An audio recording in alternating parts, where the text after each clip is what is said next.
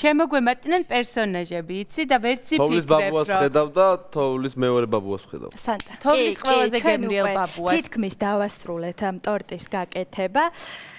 ფიქრიამ გააკეთა ისეთი ლამაზი ფიგურები, რომ ჩემი თოვლის პაპა იმასთან ვერც კი მივა, ვაიმე ხელი მოვაძრე მე მაპატია ფიქრი. არა უშავს. მოდი ვაჩვენოთ ჩვენს მაყურებელს. და საჩუქრები უკვე დარიგებულია. მაყურებელს ავუხსნათ, ვინც ვერ ნახა წინა ჩართვაზე, რა გავაკეთეთ, ხომ კიდევ ერთხელ ნინო.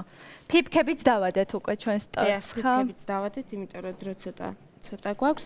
აი ეს არის მარციპანის მასა, რომელიც გავაბტყელეთ საშუალო სისქემდე და გადავაკარით გაყინულ ტორტს. და შემდეგ უნდა დიახ გამოვჭერით მარციპანი. ეს არის სპეციალური საჭრელები, დიახ, ყიდება ძალიან ბევრნაირი ფიფქის საჭრელი, სხვადასხვა ზომის.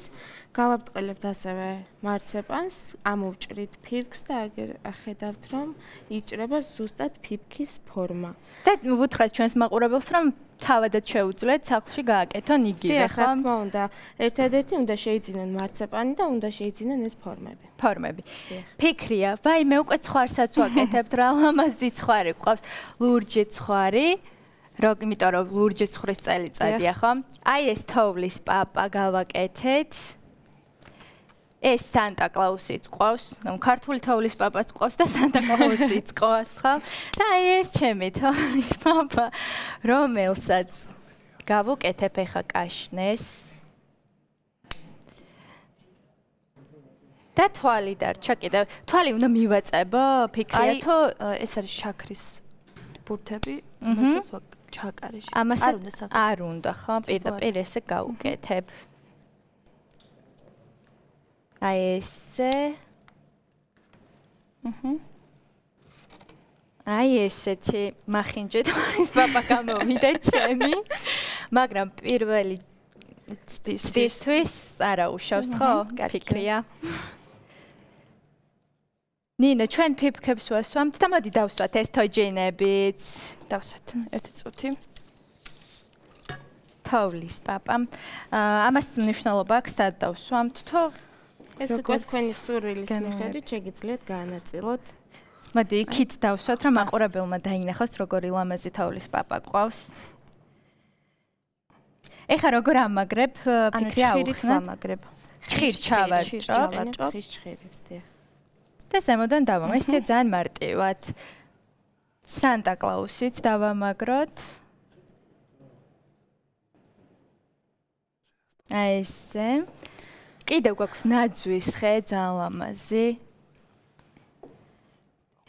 ამასაც ჭრით, ხო? ანუ მით. ანუ ცალ-ცალკე საჭრელი ფორმებით. აი ამ ფორმებით ჭრით და შემდეგ აი ამ ინსტრუმენტით ვაძლევთ აი ამ ფორმებს. ხო, უფრო ბუნებრივს რო გავდეს, ხო?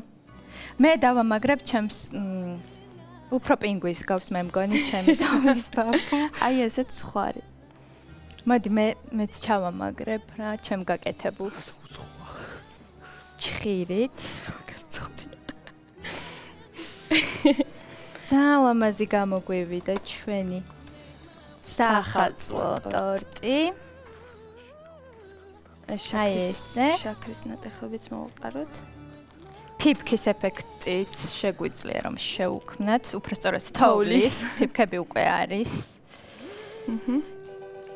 კოტა მაგწონთ ჩვენი ტორტი. ძალიან მომწონს. კოტა სულ რაღაცას უპირებს თოვლის ბაბუას და გეფოთები გადამალეთ გააკაროთ. შეიჭმება ჯიგარი.